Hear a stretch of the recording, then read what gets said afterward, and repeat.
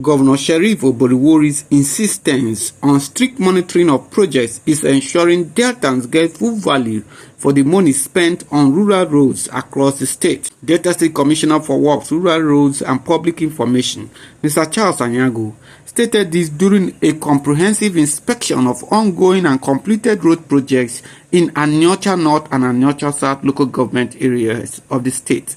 Aniagwu, accompanied by engineers and senior ministry officials on the assessment tour of multiple project sites. First stop was at the Isele-Asagba Otolu Road, where Aniagwu inspected the Alfat overlay and flood control structure, issuing firm instructions to the contractors to correct detected errors and intensify work quality.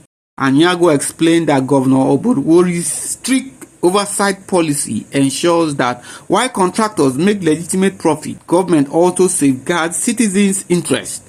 He noted that regular site supervision helps the ministry address unforeseen engineering challenges. I'm very much impressed with what the contractor has done, particularly in these Chukwumebiu Sejiwe as well as Atumiga.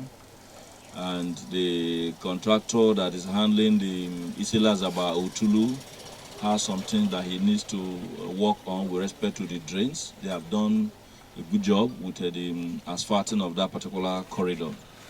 And the reason why His Excellency, our dear Governor, Right Honorable Sheriff Francis Oborevwori insists that we must continue to supervise these different projects is to ensure that we marry the relationship between the appetite of contractors to make profit, which is not criminal, and our own desire to ensure that as a government we get value for money for our people. We also carry out this supervision to ensure that if there are challenges that we may not have envisaged in the course of investigation leading to the scoping of the project, we're also able to address them.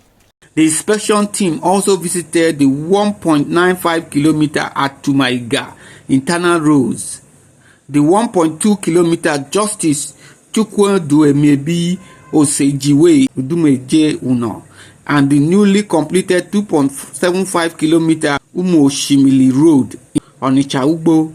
Aniagwu said his physical assessment of the Aniagwu project was vital before final payment approval. Responding to concerns about roads that start and end within the same community, Aniagwu clarified that internal roads are just as essential as intercommunity routes, as they improved mobility and economic activities at the grassroots. He also revealed that in the proposed 2026 budget, funding for local government projects will increase significantly from 2.1 billion naira to about 5 billion naira, owing to the successes recorded since the funding model was introduced. Aniagwu added that contractors in the Oborevwori's administration receive up to 40% mobilization with prompt payments after certification of completed work.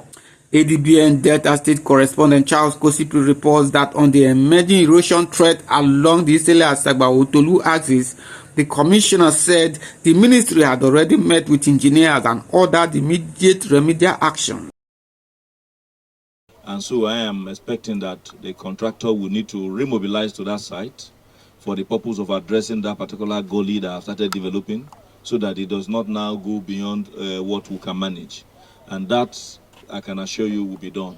But beyond the issue of managing that gully, we are also going to introduce measures that will cut down the velocity of the flood water that passes through those channels, so that at the end of the day, the volume may increase, but the speed will reduce.